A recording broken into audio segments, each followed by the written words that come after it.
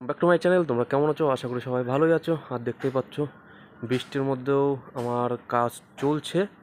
এই দেখো, আজকে অনেকটাই কাজ আগিয়ে গেছে। তো তোমরা কেমন আছো? আশা করি সবাই ভালোই আছো। আমি বৃষ্টির মধ্যেও কাজ করাচ্ছি, তার কারণ কাজ না করাতে পারলে, নিয়ন্ত্রণটা না দিতে পারলে পরে বন্ধ দিলাম কয়দিন, তাতেও কোনো অসুবিধা নেই। কিন্তু কাজটা না আগাতে পারলে, নিয়ন্ত্রণ অবধি না করতে পারলে কাজ হচ্ছিল না আমার। এখন মিস্ত্রি মোটামুটি ভালো কাজ করছে, না হলে তো এত দূর কাজ আগাতো না, দেখতেই পাচ্ছ তোমরা। আর নিয়ন্ত্রণ অবধি প্রায় হয়ে গেছে। এই যে এটা হলো পুরোটাই হয়ে গেছে, এই দেওয়ালটা বাকি আছে এখন। এই দেওয়ালটা নিয়ন্ত্রণ অবধি করলেই আমার প্রায় নিয়ন্ত্রণ লেভেল হয়ে যায়।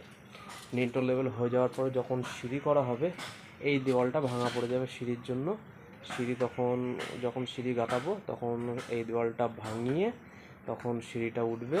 তখন একটু আগিয়ে আসবে একটা গাঁথনি, ওই গাঁথনির ওপরে লাস্ট সিঁড়িটা চলবে, মানে যেটা ছাদে যাচ্ছে সেই সিঁড়িটা ওই দেওয়ালের উপরে পড়বে। আর এই হলো একটা রুম, এই হলো একটা রুম। এই রুমটা কমপ্লিট হয়ে গেছে, দেখতেই পাচ্ছ। এখন নিয়ন্ত্রণ বাকি আছে। এই হলো একটা রুম, এটা হলো হয়ে গেছে। আর আকাশের অবস্থা দেখেছো, আমি যখন থেকে নিচের থেকে কাজে লাগিয়েছি তখন থেকেই আকাশ ভার, আকাশ পুরো দমে পুরো একদম ইয়ে রয়েছে, মেঘ বৃষ্টি মেঘ বৃষ্টি। আর এইটা হলো সেকেন্ড রুম। এই হলো একটা রুম। প্রথমে মিস্ত্রি যখন আসে, মিস্ত্রিকে আমি বলেছিলাম যে দেখে বলতে দু ধাপের দু প্যাচের সিঁড়ি হবে কিনা। মিস্ত্রি বলেছিল হয়ে যাবে। মিস্ত্রি বুঝতে পারেনি, যিনি হেড ছিলেন তিনি বুঝতে পারেনি, সেই সূত্রে মিস্ত্রি বলেছিল এই ঘরের ভিতর দিয়ে হলে তবে সিঁড়ি দু প্যাচের হবে।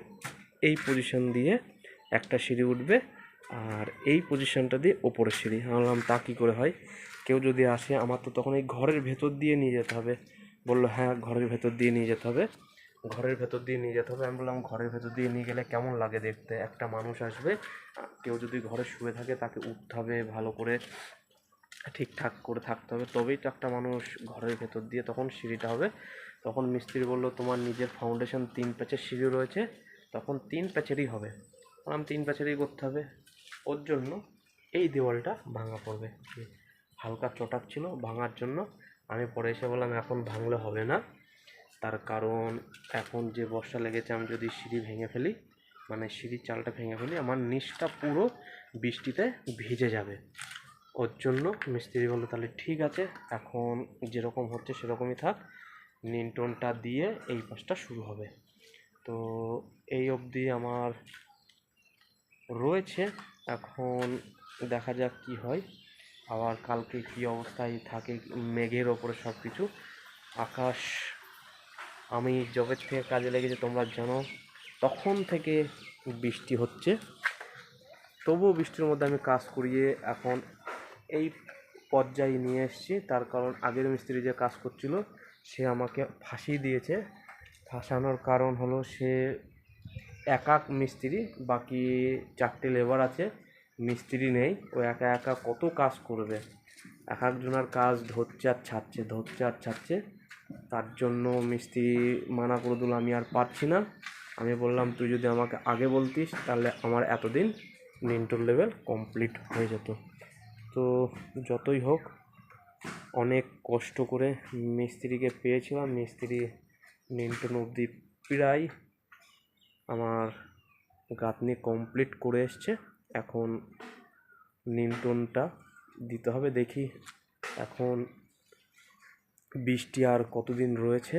আমি থাকতে থাকতে আর হবে না নিয়ন্ত্রণ ঢালাই, আমি চলে যাওয়ার পরেই নিয়ন্ত্রণ ঢালাইটা হয়তো হবে।